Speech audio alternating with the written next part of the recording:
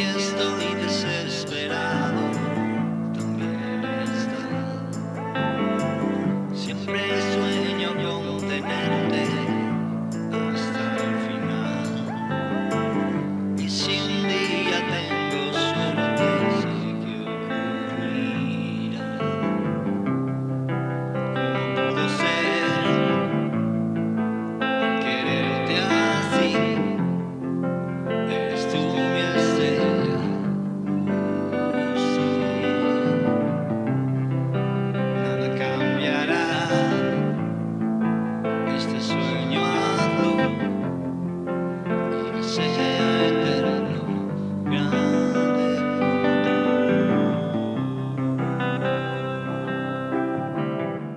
Pues nada, vuelvo a saludar, queridos unicornios. Así que venga, empezamos. Estáis viendo una foto con dos personajes aquí, ¿verdad? Que son dos sacerdotes hebreos. Y me diréis, ¿y a nosotros qué coño nos importan los sacerdotes hebreos? Pues vais a ver que todo esto tiene un sentido. Yo quiero compartir algo de nuestro tiempo, de nuestra civilización, de nuestra sociedad, pero para llegar a eso quiero pasar por aquí, por esta historia que es una historia flipante, pero está en la Biblia.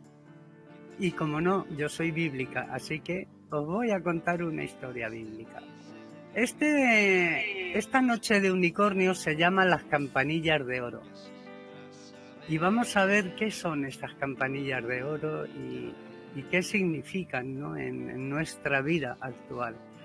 Entonces, empezando por esta foto, estos son dos sacerdotes del Templo de Salomón, el primer templo construido con culto oficial y real. Bueno, en realidad el primer templo fue una tienda, un tabernáculo se llamaba, y estaba hecho con pieles de tejón, de cabra, y ahí estaba el famoso velo, del que después muchas culturas han hecho alegorías, pero cuando se habla del velo, el auténtico velo original es el que había en el Templo de Salomón, que cubría la entrada al lugar santísimo donde se encontraba el Arca de la Alianza.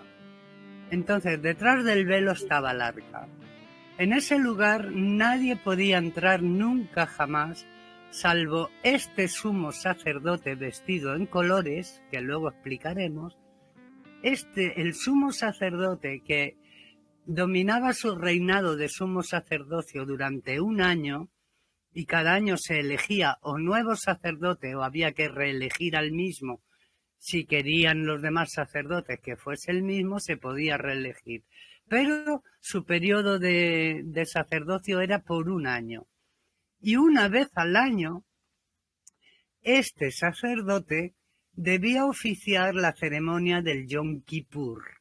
Después explicaremos lo que es la ceremonia del Yom Kippur. Ahora vamos a ver este otro sacerdote vestido de blanco con una faja como morada, ¿verdad? Bueno, pues este sacerdote de blanco, había otras 5 fajas de distintos colores para determinar a qué rango pertenecía este sacerdote siervo del templo. Estos sacerdotes servían en el templo de manera oficial. Entonces, este que lleva la cinta morada seguramente era el sacerdote, el grupo de sacerdotes que se oficiaba en la preparación y en el manejo de los animales que llegaban por cientos al templo para ser sacrificados por los pecados del pueblo. Entonces, había una gestión de esos animales desde que llegaban vivos, porque los dueños no entraban al templo, los entregaban, y eran estos sacerdotes los que se encargaban de recoger al animal, colocarle en su sitio, tenerle los días sagrados que necesitaban para asegurarse que el animal no tenía nada, y esa gestión la hacía este sacerdote con la franja morada. Había otra franja color rojo, y ese grupo de sacerdotes se dedicaba al sacrificio en sí mismo, a lo que es subir a la res al altar del sacrificio, degollarla y luego prenderle fuego. Y esos llevaban la cinta roja.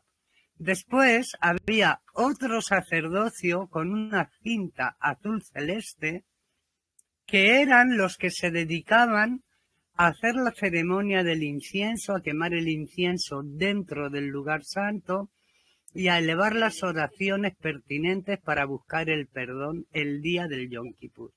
Y por último, había otro grupo de sacerdotes vestidos de blanco con una faja amarilla, que era el grupo de los cantores y músicos.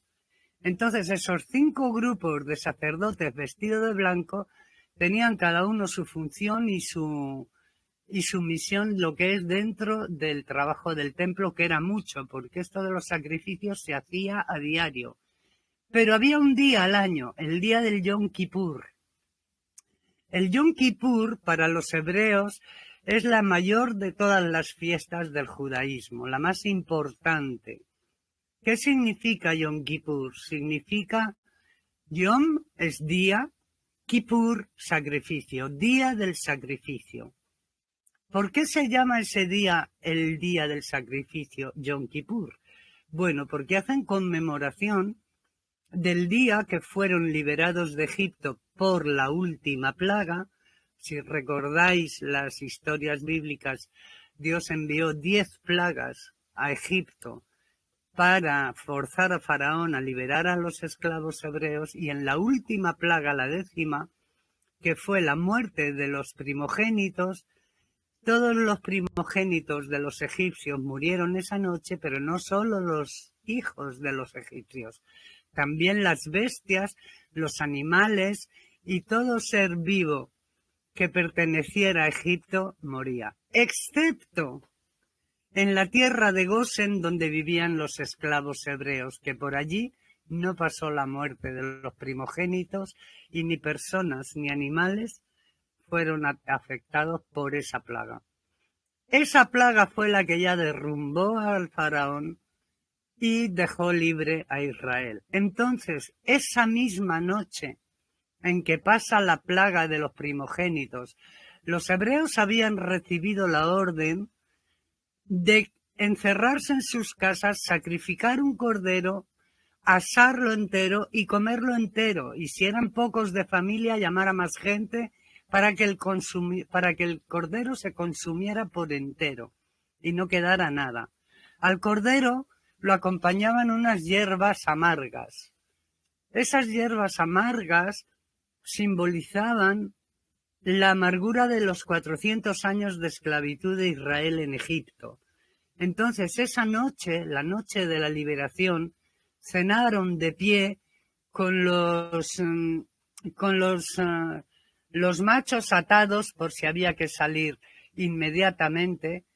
Cenaron de pie rápidamente para consumir el cordero entero y esas hierbas amargas. Las hierbas amargas ya hemos dicho lo que representaban. ¿Y qué representaba el cordero sacrificado esa noche para la liberación? Pues representaba al Mesías, a Cristo Jesús. Y se libraron porque tuvieron que pintar con la sangre del cordero que iban a asar y consumir los dinteles de las puertas donde había hebreos, para que esa plaga no tocase a aquellas casas. Entonces, la sangre del cordero en el madero pintada, ¿a qué os recuerda? ¿A qué os recuerda la sangre del cordero pintando un madero? La sangre de Jesús pintando el madero. Y el cordero era en sí mismo el Mesías anunciado ya desde el inicio. Entonces, esa noche del Yom Kippur hacen esa cena. Y cada año desde entonces, desde esa liberación israelita de Egipto, se celebra el día del Yom Kippur, el día del sacrificio. Por lo tanto, es la fiesta nacional más grande y más sagrada. Esa fiesta solo la podía oficiar este sacerdote vestido de gala. Este sacerdote en la cabeza lleva una mitra en lo alto. Aquí no se ve, pero tiene una diadema de oro delante de la mitra, en la frente, donde dice Santidad a Jehová. o a Dios. Podemos cambiar la palabra Yahvé por Dios, porque queda mejor, más auténtica. Yahvé no creo que sea Dios, pero a Dios. Entonces, esta diadema que llevan aquí de oro, resulta que sintoniza con estas campanitas de oro que van aquí abajo. Vamos a explicar un poquito más de este traje. Como veis abajo, hasta los pies lleva un faldón de lino puro. Este faldón aquí se ve blanco sin más, pero si lo pudiéramos ver de cerca y tocar con las manos, veríamos que está bordado entero, de arriba abajo, no hay ni 1 milímetro sin bordar, lleno de simbolitos israelíes de los frutos de Israel, de trigo, de olivas, de higos, de granadas, todo eso está bordado en este lino blanco y en las mangas. Lleva como este otro, que no va bordado, pero lleva este mismo vestido debajo. Entonces, después lleva este pequeño, ¿veis que lleva aquí como un pequeño faldón que es el efod? Es el efod, se llama el efod. Entonces, aquí vemos abajo unas bolitas que cuelgan. La foto es muy simple y no se aprecia bien, pero yo os explico lo que es. Entonces vemos aquí una bolita y en medio un huequito, pero no es un huequito. En el huequito va la famosa campanita de oro, que hace consonancia esta campanita de oro con esta diadema. Y el lema es Santidad a Dios. Y este es un sacerdote. Lo tiene en la frente grabado en oro porque debe ser santo. Él debe ser santo, puesto que es un sacerdote. Y aquí están estas campanitas misteriosas. Vamos a ver qué pasa con las campanitas. Os voy a leer un texto porque, claro, yo no me invento las cosas. No pases aún. Vamos a leer un texto bíblico que viene en el libro del Éxodo. El libro del Éxodo relata lo que fue la salida desde esa noche de la liberación del Yom Kippur hasta 40 años después, que andan haciendo una travesía por el desierto hasta que llegan a la tierra prometida. ¿Vale? Entonces, durante esa travesía es que se desarrolla este libro del Éxodo. Y en el capítulo 28 tenemos un texto curioso que nos habla de estas campanitas. Vamos a leerlo juntos. En el verso 33 del capítulo 28, curiosamente, el verso 33. Hombre, ¿será casualidad? Sí, seguramente que sí. Entonces, dice así el verso 33 del capítulo 28 del libro del Éxodo. Y en sus orlas, las orlas son esto de abajo, estos bordados de abajo que os he comentado, harás granadas de azul, púrpura y carmesí alrededor. ¿Alrededor de qué? Del efod, de ese mandil azul que veis. Y entre ellas, entre las granadas, campanillas de oro alrededor. Un verso 34. Una campanilla de oro y una granada. Otra campanilla de oro y otra granada. En toda la orla del manto alrededor. Muy bien, aquí ya nos define la escritura qué son esos bordaditos y esos colgantitos. Bueno, pues son granadas y campanitas de oro simultánea, una y una. ¿Por qué van juntas en el mismo lugar y visualizándose la misma línea y la misma cosa, la misma orla del mismo vestido? Bueno, pues porque las dos tienen relación y van unidas. Mirad, la granada es el fruto por antonomasia, el fruto rey y más representativo de Israel. Sí, me vais a decir los olivos, tal, no, perdón, la granada. ¿Por qué? Bueno, la granada es un fruto único, hermético y cerrado, que al abrirlo contiene cientos de granos, todos de la misma esencia, todos con el mismo sabor, todos con la misma calidad, pero diferentes entre sí. Y esta granada representa a la humanidad. Somos uno, de una misma esencia, de un mismo espíritu y de una misma naturaleza, pero cuando nos abren, somos todos distintos, aunque tengamos las mismas líneas maestras idénticas para todos, raza, pueblo, nación y época. Esto es atemporal completamente, sigue vigente hoy día. Entonces, si las granadas simbolizan a los hombres, a los seres humanos, y la campanita de oro tiene relación con la diadema que lleva el sacerdote y dice santidad a Dios, ¿qué puede simbolizar esas campanitas? Vale, vamos a especificar un poco más de las campanitas. Ahora sí, Enrique, si puedes pasar la otra foto. Bueno, ¿qué vemos ahí? Las campanas de oro y una alegoría de la conexión espiritual. Ah, igual que en la diadema. ¿Qué conexión, santidad? ¿A Dios? ¿A qué Dios?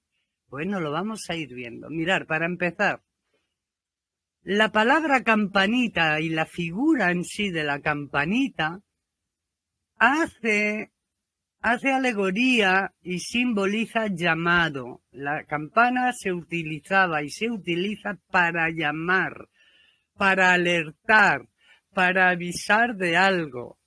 Hoy tenemos otra palabra que la usamos más y las campanas apenas se usan, que es alarma. Tenemos la palabra alarma, ¿verdad? Y usamos alarmas en nuestras casas y en nuestros negocios, porque es la misma función que la de la campana. ¿Cuál es la alarma? La que alerta, la que avisa de que algo está sucediendo, de que algo no está bien, de que hay que ir a ver.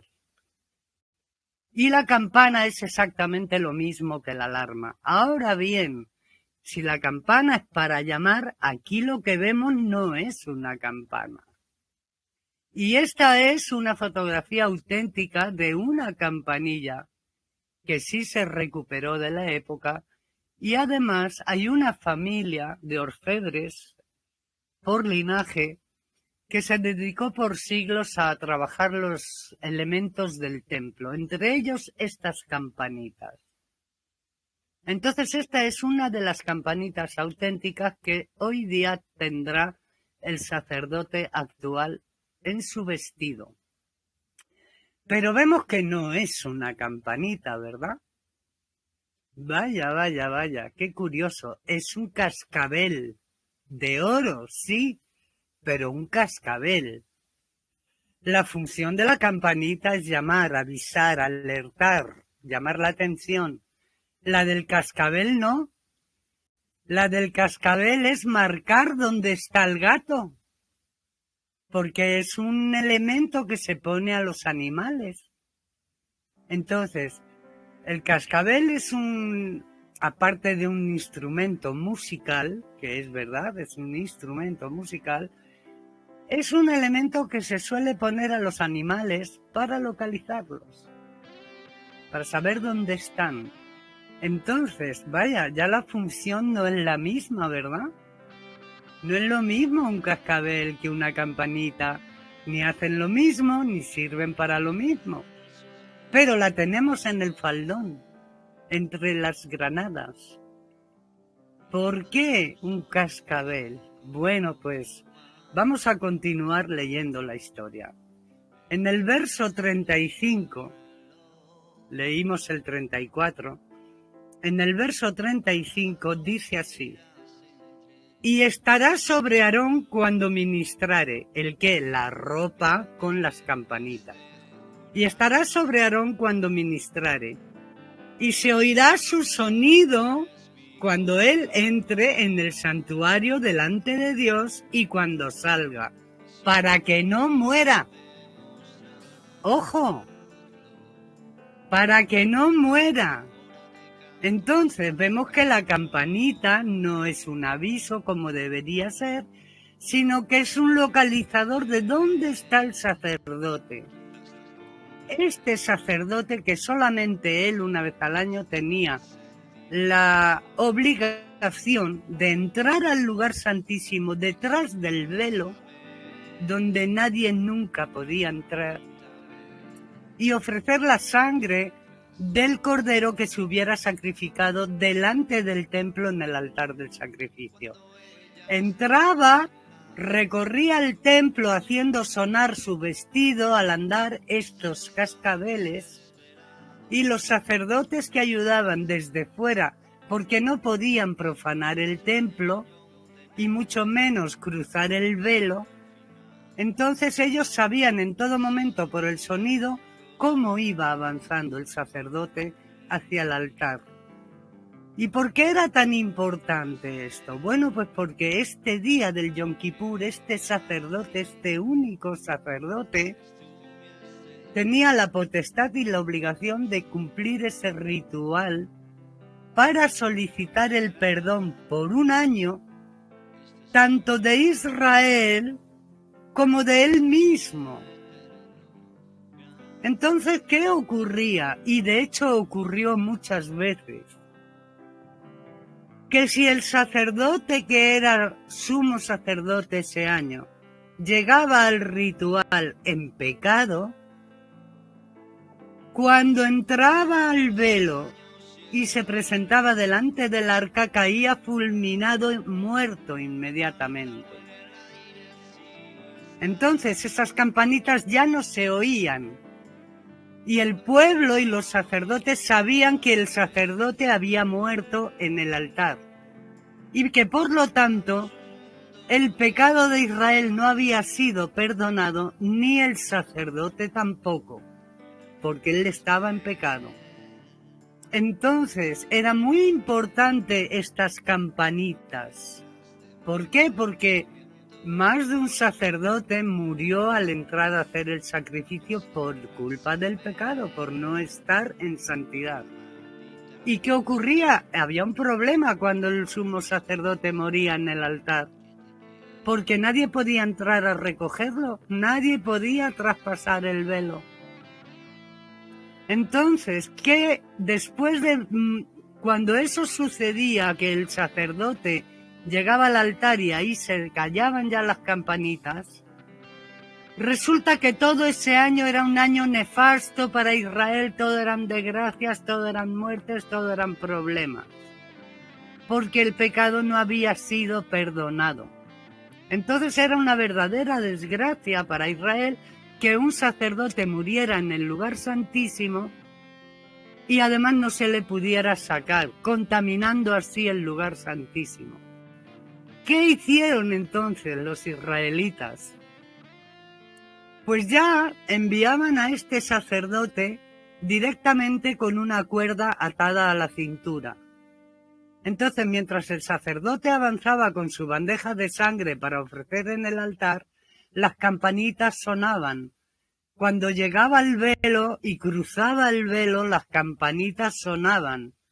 Y cuando ofrecía el sacrificio de sangre sobre el altar de oro y las campanitas sonaban, el perdón se había efectuado, había sido acepto el sacerdote y Israel tenía un año de perdón y de bendición por delante.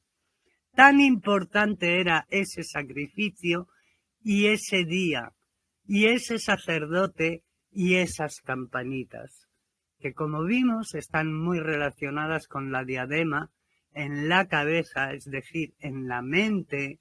Es una decisión, santidad a Dios, es decir, no cometo pecado, no me meto en el barro, no me enguarrino con las cosas del mundo. Santidad a Dios, mucho más para los sacerdotes. Por eso llevaban esa diadema en la cabeza, con las palabras muy claritas ahí. Y el pueblo les exigía esa santidad. Entonces, la historia de las campanitas. ¿En qué nos afectan a nosotros estas campanitas? ¿En nada? Bueno, vamos a pensar un poco más. Si las campanitas están relacionadas con la santidad, La santidad está relacionada contigo directamente, directamente. ¿Y qué es la santidad? Vamos a ver. Es que aquí tenemos un problema con esto de la santidad. La santidad no es solo no cometer cosas malas, no es solamente hacer daño, no es solamente robar, no es solamente mentir, no es violar todas esas leyes de Dios que están escritas en el corazón de todo el mundo. No es solamente eso, la santidad no es solo no violar las leyes, sino la santidad es, como dice aquí esta foto, las campanas de oro y una alegoría de la conexión espiritual. Esa es la santidad, la conexión espiritual. ¿Y cómo conectamos? Ahí está la cosa. ¿Cómo conectamos con Dios? Si todo lo que hemos visto hasta ahora como caminos que conducen a Dios han resultado falsedad, mentira, trampa y negocio, ¿cómo lo hacemos? Bueno, pues tenemos en nosotros mismos la esencia de Dios. Todos nacemos con ella. Lo llamamos alma. Y ese alma que nace pura y limpia y cristalina, con el paso del tiempo se va contaminando y va generando un espíritu que es diferente al alma. El alma pura genera un espíritu puro y un espíritu puro genera en su entorno y donde vaya y haga lo que haga genera cosas buenas y beneficiosas para los que le rodean. El alma contaminada genera un espíritu contaminado y un espíritu contaminado genera en tu entorno, en tu vida y en tu mundo particular contaminación por todas partes. Por lo tanto, ¿cuál es el pecado? No conectar con esa parte que ya tenemos, que la tenemos. ¿Y por qué no conectamos con eso? Bueno, primero porque se nos ha desviado la atención de eso tan importante que somos nosotros mismos. Se nos desvía la atención, bueno, en horarios larguísimos de trabajo, en problemas, tu pareja, tus hijos, tus estudios, tu deporte, tus hobbies, lo que sea, lo que sea. El día no tiene bastantes horas para todo lo que tenemos que hacer. Pero nunca, nunca, nunca se nos ocurre apartarnos, a mirarnos a nosotros mismos por dentro. Y a mirar qué estamos generando en nuestra vida simplemente con lo que sentimos. Es que no hace falta ni decirlo. Si ya lo decimos, ya lo materializamos inmediatamente. Pero aún sin decirlo, lo generamos fuera. Y esto es tan importante. Entonces, ¿qué relación hay en la campanita con nosotros hoy día? Pues mira, se nos da muy bien a todos representar un personaje, el que sea, el del tipo que sea, da igual, todos lo hacemos. Es una forma de protegernos también. Pero llega un momento en que ya no funciona el personaje. Y lo que se ve, lo que se escucha de ti, de tu espíritu, son estas campanitas o silencio. Cuando uno interpreta un personaje toda su vida, o incluso va cambiando con los años de personaje, lo va adaptando, lo va actualizando el personaje. Llega un momento en que ya no tiene más recursos. Y las campanas no suenan. Entonces sí, hablamos muy bien, nos sabemos muy bien los textos y podemos estar años funcionando, resonando como címbalos vacíos. Porque lo sabemos y lo sabemos y lo sabemos. Y repetimos la lección perfectamente, vez tras vez, no hay problema. Pero el espíritu de vida que debe transmitirse en las palabras y en los actos, eso no está.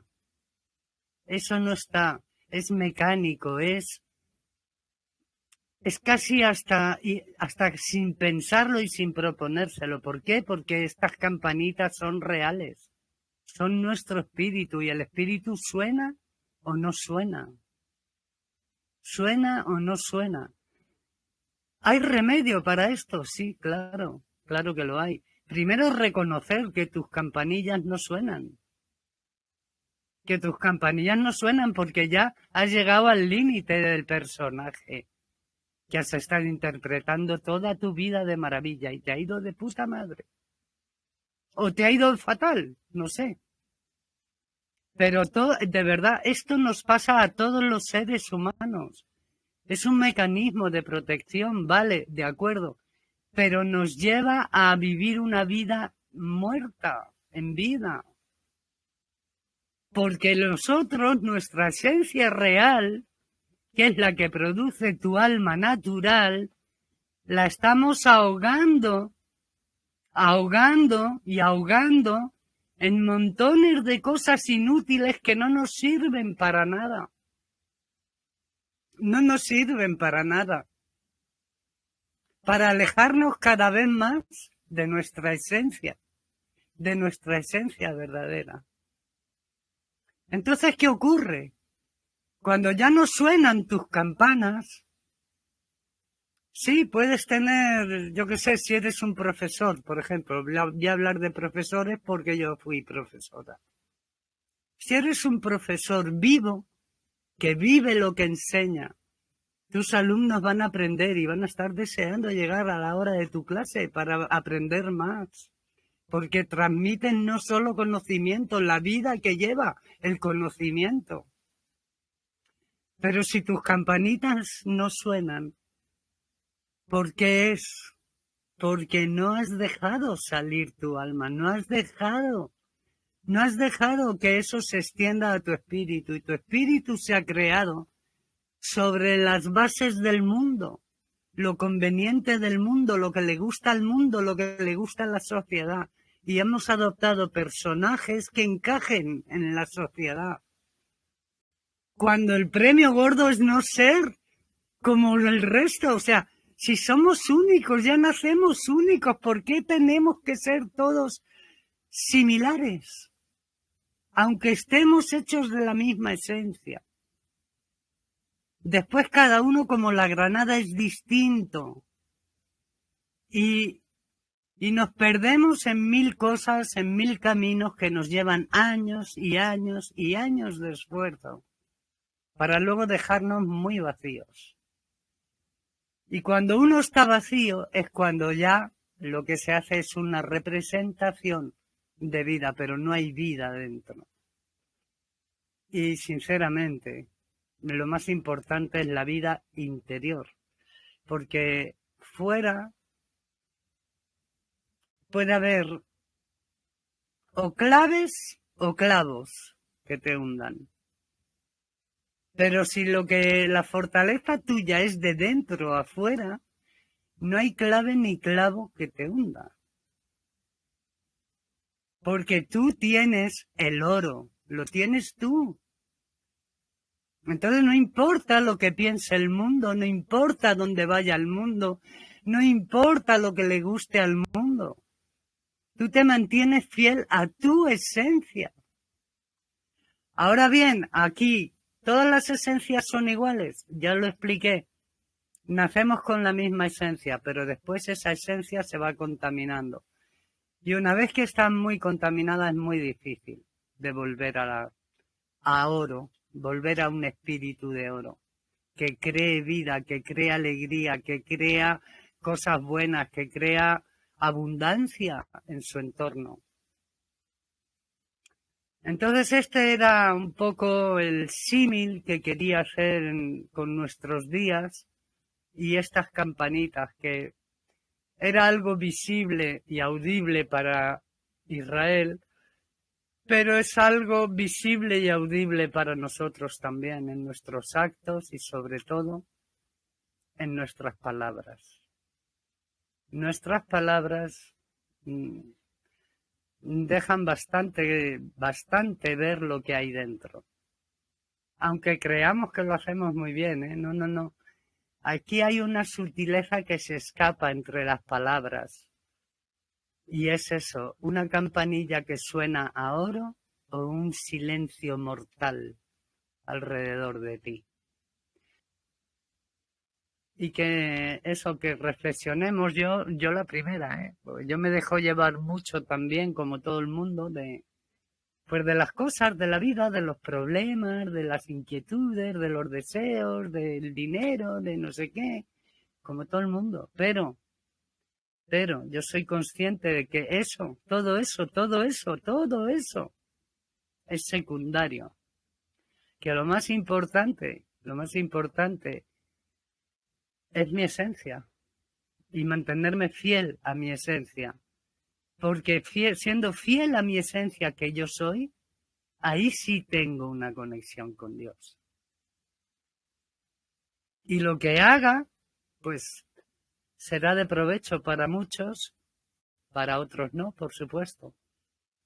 Pero dentro de lo que es la genuinidad, la autenticidad, la veracidad. Y todo esto pues se puede trabajar, por supuesto. Lo primero, darse cuenta de que ya tus campanitas no suenan hace tiempo. No sabemos la lección y la seguimos repitiendo, pero ¿hay sonido en tu vida o no? Y con esto cierro esta reflexión. Oh, cómo mola la noche de los unicornios.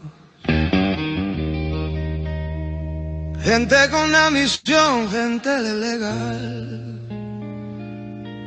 Un paraíso sin igual.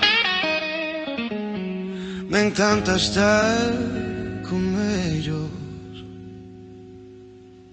Son como amigos del pasado que nunca se olvidan de ti y te hacen ser feliz y sobre todo sonreír. La noche de los unicornios, un paraíso del otro mundo, donde todos son amigos en un mundo independiente, porque cuando ellos están yo me siento diferente. La noche de los unicornios, una fantasía que he soñado y los tengo a mi lado. No me esperaba con ellos estar y la suerte ha venido a mí. He cruzado mis dedos y tirado mis dados y al final yo os he encontrado. La noche de los unicornios, un paraíso del otro mundo, donde todos son amigos en un mundo independiente, porque cuando ellos están yo me siento diferente.